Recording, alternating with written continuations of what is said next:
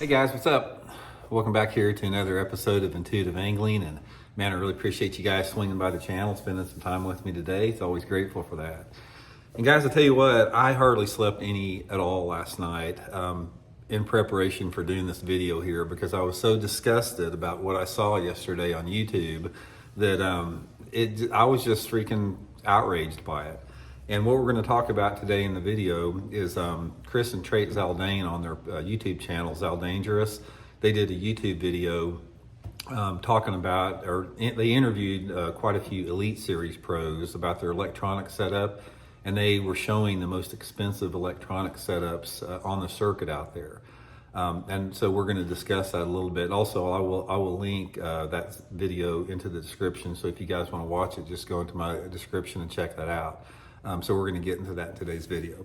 Also, guys, just a quick reminder out there before we get started in the video. Really appreciate you guys, everybody that's been subscribing to the channel, and a big thank you to everybody that's been using my tackle warehouse and my solar bat links in the description of the video. You guys are really helping out there, so thank you very much. Me and my family really appreciates that. Okay, guys, first of all, a little bit about Chris and Trey Zaldangerous. I love those two. Chris and Trey Zaldangerous are two of my favorite people in the sport here. I absolutely love them. I love the channel they have here. So I'm not saying anything bad about them because I love those two people out there a lot. And this video was, it was well overdue. I'm really glad that they did this video because it showcases the insanity that is going on out there with forward-facing sonar and electronic technology. And just a real quick preface here, I'm going to talk about the video a little bit, then I'm going to get into commentary. You can see the whole video, like I said, by going to the link in the description. But basically, they went through and interviewed these pros out there, and every one of them, their electronic setup, they cost between $25,000 and $50,000. $50,000 worth of electronics on a boat.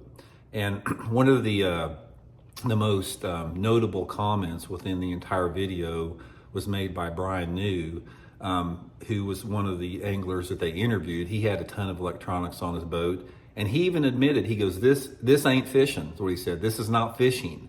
He, like so many other pros out there on the Elite Series, they have been forced into this position by bass against their will. And that's what we're going to talk about a little bit in today's video. First of all, I am singling out Bassmaster in this video, and I have a lot in my entire forward-facing sonar crusade over MLF and the Bass Pro Tour, because Bassmaster is bass fishing. That's where the Bassmaster Classic is the tradition of the sport. That's where the sport started. Bassmaster has always been the leader in the sport. So I don't expect as much out of MLF in terms of doing the right thing. But I do hold Bassmaster to a higher standard, is what we're talking about here. And Bassmaster, I am so disappointed at the level that they are failing the sport right now with this electronic technology. It's out of hand, guys. And you're going to hear, you probably noticed I've gotten a lot more adamant about it the last 3 or 4 weeks because it is freaking out of hand. And this video on Zaldangerous' YouTube channel points that out. When you're talking about these guys, they're having 3 and 4 and 5 different transducers on their boat and $50,000 of electronics on a boat with no limitations in sight, balls to the wall out there. We've entered a realm of insanity with this. Now, first of all, I don't want to hear anything out there about some guys telling me it's just another tool, Randy. Just because you see him, you can't make him bite. Bullshit. That's a bunch of bullshit, guys. You would never see those fish to begin with to be caught if you didn't have the forward-facing sonar. And it is not just another tool because it has taken over fishing completely, lock, stock, and barrel. It's completely dominated the sport from every end. It's affecting the tackle industry. It's affecting the tournament industry. It's affecting every segment of this market out here. It has completely transformed the sport of fishing over the past 2 years. So don't tell me it's just another tool. There has never in the history of bass fishing been a tool that has had such complete domination and takeover in such a short period of time as forward-facing sonar technology is. And what we're talking about here, guys, is a lot of this discussion that we have around this, it's not just what we have here and now. with the live scope and all the other forward-facing spotlighting crap out there. It's what's on the horizon out there. Bassmaster and MLF do not have the spine to tell these electronic companies, we're not going to do this anymore. This is ridiculous. The anglers don't want it. We're making ourselves look like a bunch of freaking idiots here. It's like, what are we doing?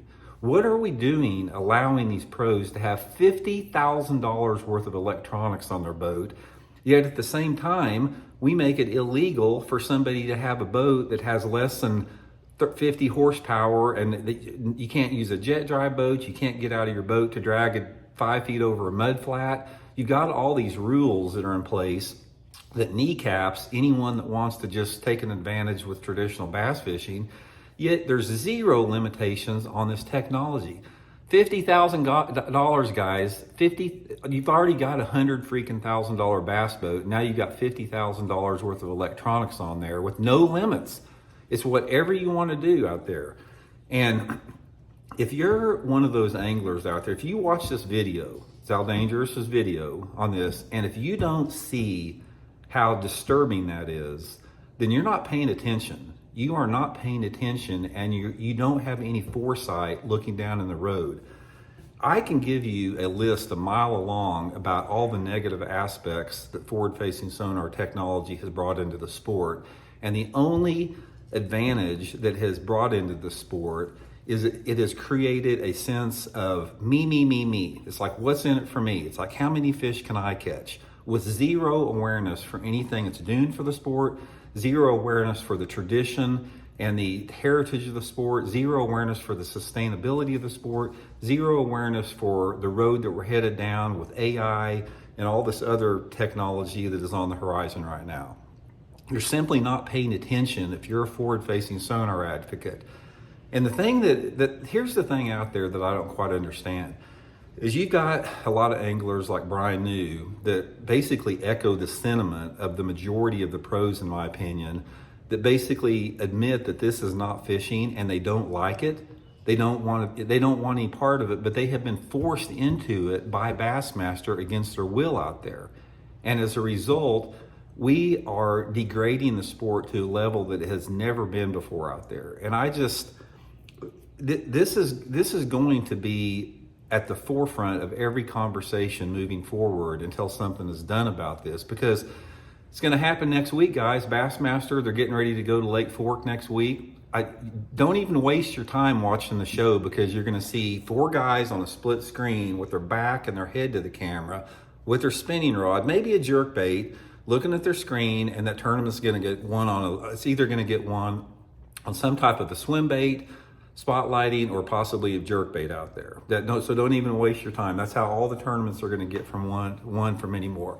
The days of Greg Hackney winning tournaments, flipping his 1-ounce jig and reeds, it's over.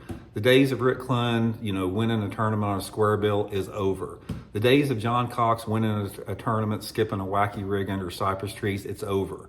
All you're going to see is a bunch of dudes out there that you've never heard before with a little bitty minnow bait staring down at their screen. That is the future of professional fishing, unless Bassmaster stands up, gets their backbone back, grows a pair, and does the right thing with this.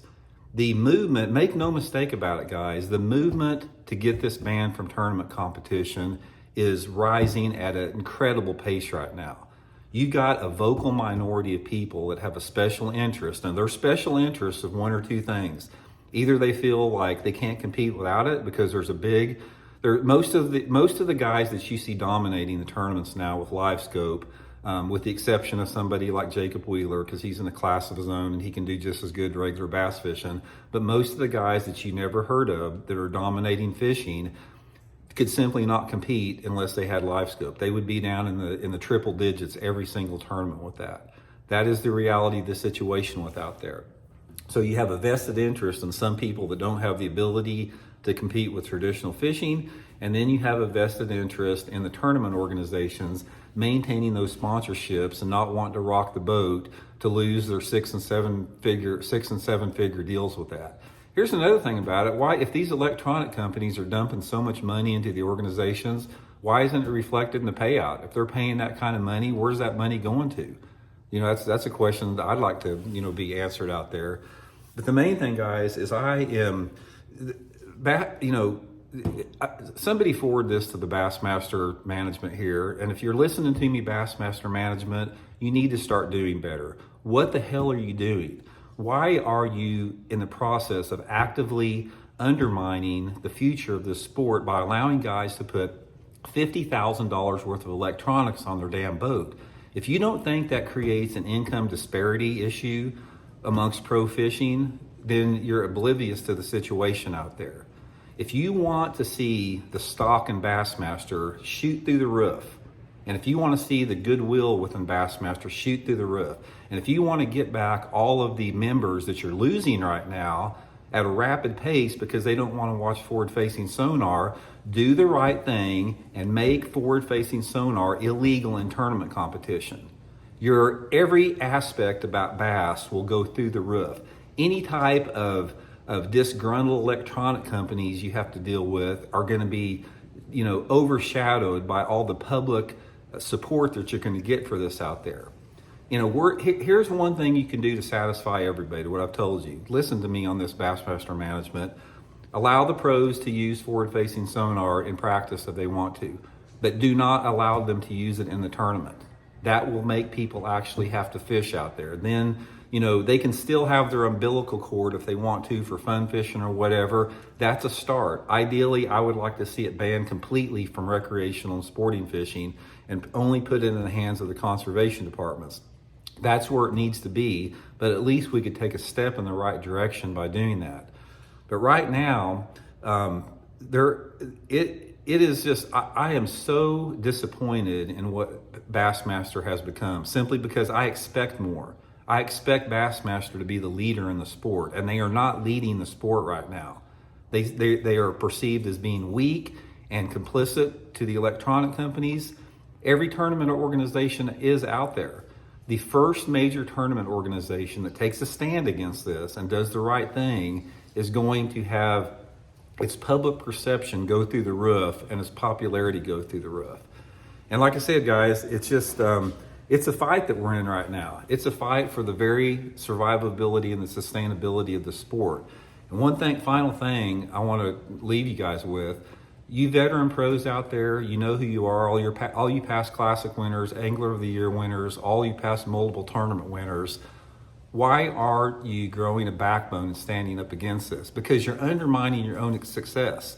Every one of you dudes out there that has made a career prior to forward-facing sonar, you are actively undermining your future success as a tournament angler by not saying something and by being complicit with what's going on with this forward-facing sonar.